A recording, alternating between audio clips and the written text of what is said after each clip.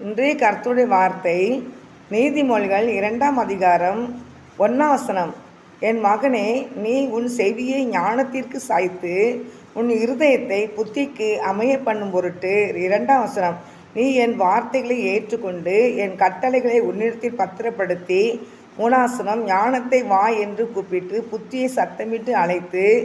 4ஆம் வசனம். அதை வெள்ளியைப் போல நாடி புதையல்களை தேடுகிறது போல் தேடுவாயாகில். 5ஆம் வசனத்தில், அப்பொழுது கர்த்தருக்கு பயப்படுதல் என்னதென்று நீ உணர்ந்து தேவனை அறிவை கண்டடைவாய். என் அன்பு சகோதரி சகோதரியே, இந்த நாளிலே வேத வசனம் கூறுது, என் மகனே, நீ உன் செவி ஞானத்திற்கு சாயத்துக்கொள், உன் இருதயத்தை புத்திக்கு அமைய பண்ணுன்னு அன்று சொல்லியிருக்கிறாரு. ஞானம் முக்கியம் நம்மளுக்கு. வேதம் கூறுகிறது 1 யாக்கோபு 1ஆம் அதிகாரம் 5ஆம் வசனம். ஞானத்தை என்ன செய்யணுமா? கேட்டு பெற்றுக்கொள்ளணுமா? ஞானத்தில் குறைவுள்ள ஞானத்தை ஆண்டுகிட்ட கேட்டு பெற்றுக்கொள்ளணும் பைபிளில் போட்டிருக்கேன். அப்புறம் நீதிமொழிகளில் போட்டிருக்குது. கர்த்தருக்கு பயப்படுறதுலேயே ஞானத்தின் ஆரம்பம் இருக்குது.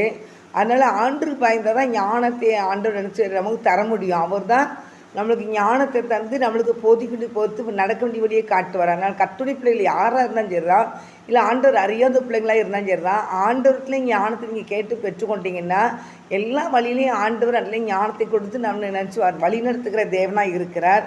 2ஆம் வசனத்தில் போட்டிருக்கு, நீ என் வார்த்தைகளை ஏற்றுக்கொண்டு என் கட்டளைகளை உன்னிடத்து பத்திரப்படுத்திக்கோ. கட்டளைகள் வசனங்களை உன்னிடத்து நினைச்சு அதை பத்திரப்படுத்திக்கோ. ஞானத்தை வாய் என்று கூப்பிட்டு புத்தியை சத்தமிட்டு அழைத்துக்கோங்க.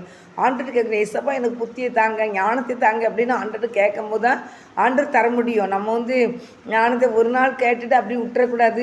ஒவ்வொரு நாளும் ஆண்டவர் எனக்கு நல்ல ஞானத்தை தாங்க, நல்ல எனக்கு புத்தியை தாங்கப்பா, எனக்கு நல்ல அறிவை தாங்க ஏசப்பா, நான் உமக்கு நான் கீழ்ப்பிடிஞ்சு நடக்கிற கிருபையை தாங்கப்பா அப்படின்னு சொன்னால், ஆண்டவருக்கு கீழ்ப்பிடிஞ்சு நடக்கும்போது தான் இந்த உலகத்தில் நடக்க வேண்டிய வழியெல்லாம் ஆண்டவர் நமக்கு காட்டுகிற தேவனாக இருக்கிறார். அது மாத்திரம் இல்லை, அதை வெள்ளியை போல நாடி புதையல்களை தேடுகிறது போல தேடுவாயாகில். புதையலை தேடுகிறது போல் நம்ம தேடணுமா? அதை ஆண்டவற்றை பெற்றுக்கொள்கிற பொருளை ஒரு புதையலை போல் பத்திரப்படுத்திக்கிடணுமா?